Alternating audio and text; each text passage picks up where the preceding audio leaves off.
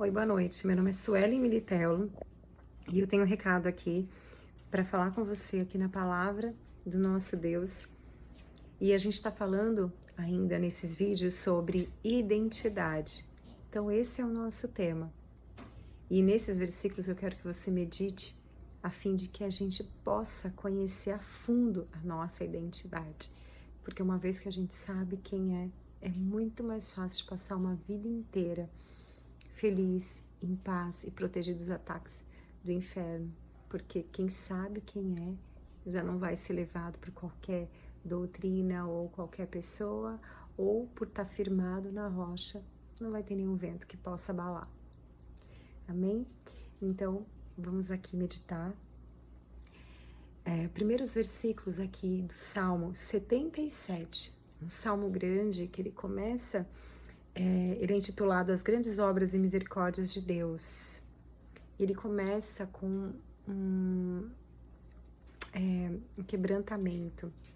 O salmista aqui, ele se quebranta, ele começa angustiado, falando sobre as coisas que ele vem sofrendo e pedindo a atenção de Deus para aquilo, né? Até quando? Então ele vai...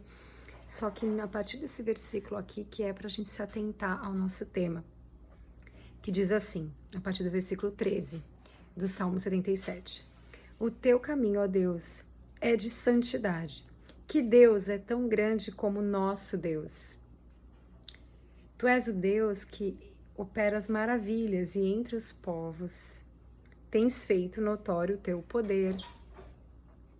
Com o teu braço remiste o teu povo, os filhos de Jacó e de José. Viram-te as águas, ó Deus. As águas te viram e temeram, até os abismos se abalaram. Grossas nuvens se desfizeram em água, houve trovões os espaços. Também as suas setas cruzaram de uma parte para outra. O ribombar do teu trovão ecoou na redondeza. Os relâmpagos alumiaram o mundo. A terra se abalou e tremeu. Pelo mar foi o teu caminho, as tuas veredas pelas grandes águas, e não se descobrem os teus vestígios, o teu povo, tu conduzistes como rebanho, pelas mãos de Moisés e de Arão. Então aqui está falando sobre exatamente, se você for ver nesses versículos, está sendo contado o poder e a grandiosidade, a grandeza de Deus. É disso que se fala aqui nesses versículos. Então, o que é interessante a gente pensar? O salmista ali estava fazendo quebrantamento, desabafando, o que é muito importante. Em muitos momentos passaremos por isso. E Deus se alegra da nossa conversa, da nossa entrega. O importante é sermos sinceros. Mas aqui, ele passa depois a focar e a compreender quem é Deus.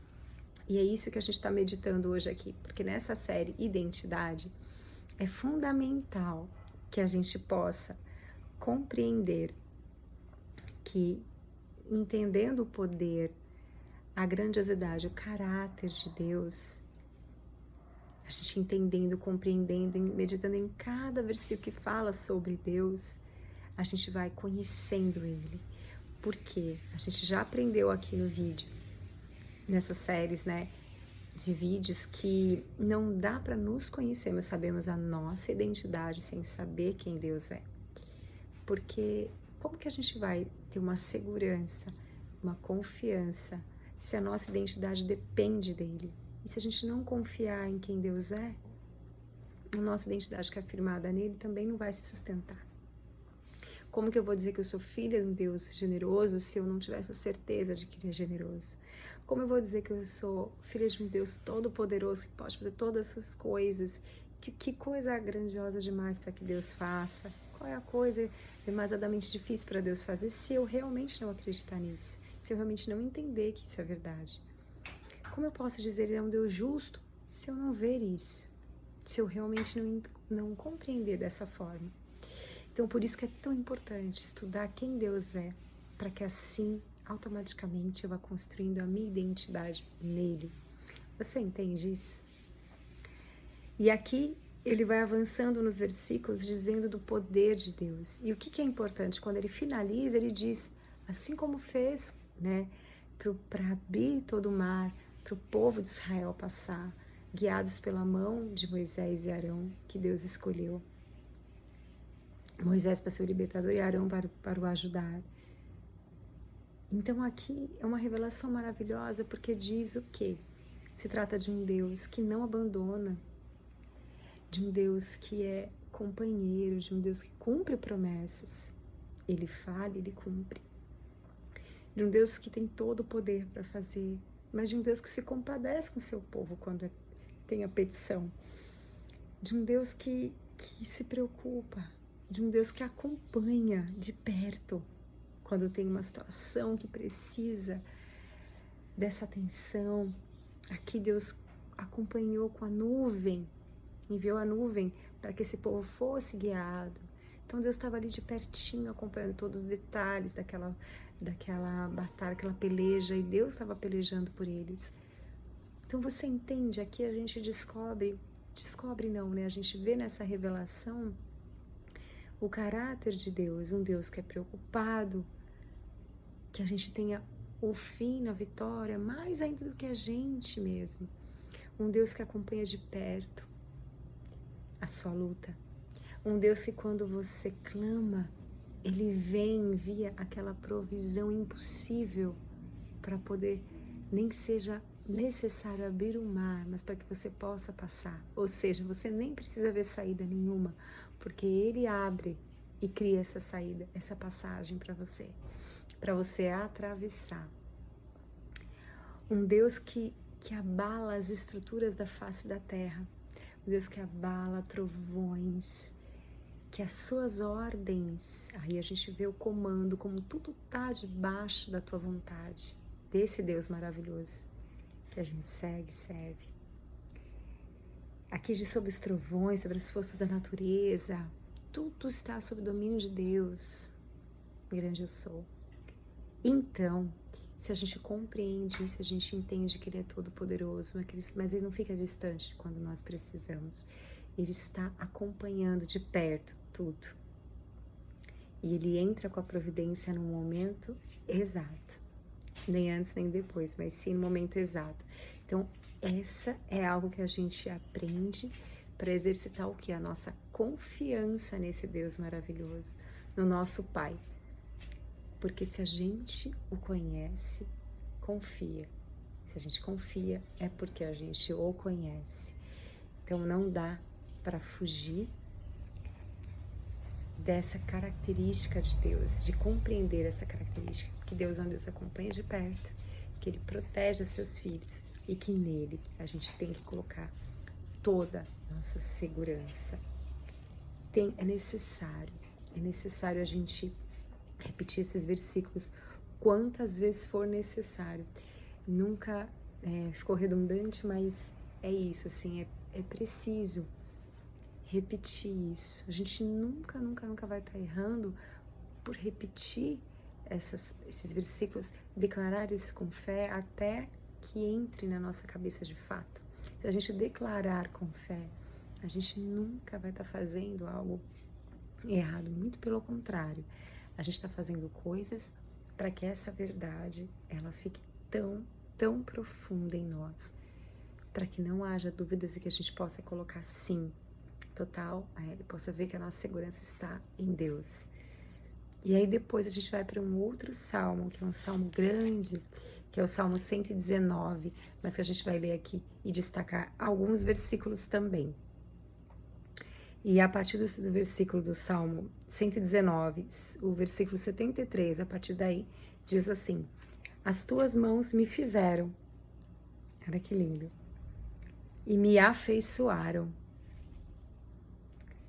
Ensina-me para que aprenda os teus mandamentos.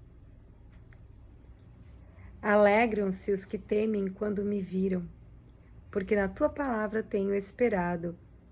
Bem sei, ó Senhor, que os teus juízos são justos, e com fidelidade me afligiste. Entende? Que Que interessante, que maravilhoso isso, porque aqui já fala, lá só falando de Deus, caráter dele. No Salmo anterior, né, que nós estávamos vendo, 77. Agora nesse Salmo já diz, afirmando sobre nós, seres humanos, sobre nós, filhos de Deus, que as mãos de Deus os fizeram, as tuas mãos me fizeram, me afeiçoaram, ou seja, moldaram quem eu sou. E que cada coisa que aconteceu, por mais que a gente tenha em algum momento de angústia, a gente pense, por quê? Mas elas existem por alguma razão e vão ser sempre para nos aperfeiçoar. Vão ser sempre uma construção constante de Deus para o nosso crescimento. Porque lembra que a gente já viu outras vezes que Deus tem pensamentos bons a nosso respeito? Então nada vai ser pro mal, tudo vai cooperar para o bem dos que amam a Deus. Então aqui quando diz no final, quando diz aqui, alegraram-se os que temem quando me viram, os que te temem quando me viram, né? Porque na tua palavra eu tenho esperado. Então aqui, esses versículos já são de uma certeza de quem Deus é, de uma certeza de que as mãos de Deus o fizeram e que está sendo construído e aperfeiçoado, porque ele termina dizendo assim, eu bem sei que os teus juízos são justos e com fidelidade me afligiste. Ou seja, afligir, né, no dicionário fala a respeito, tem várias traduções, tem um significado de várias palavras, aliás, mas diz a respeito de algo que você recebe com angústia, né? Então, afligir aqui é algo que existe até uns outros significados até duros em relação a isso, mas aqui ele diz, é como se fosse na medida justa. Por isso que ele fala, com fidelidade me afligiste, porque aquilo que a gente faz não é como se fosse um castigo que a gente recebe algo da parte de Deus, não é, mas sim para contribuir com a construção de quem nós somos e de onde chegaremos. Então é justa a medida daquela situação, por mais dura que pareça. Então essa é uma outra certeza que tem que ser dita e pensada. Isso me acontece para uma razão e não por que isso me acontece. Por que eu vivo isso? Mas para quê? A fim de quê? Para chegar a que estágio? E pergunte para Deus, não tem nenhum problema se você perguntar. Para que, Senhor, isso está acontecendo? Tenho certeza que Deus vai colocar no seu coração a resposta. Porque a gente tem que saber que Deus ele vai fazendo essas coisas, permitindo para a justiça mesmo.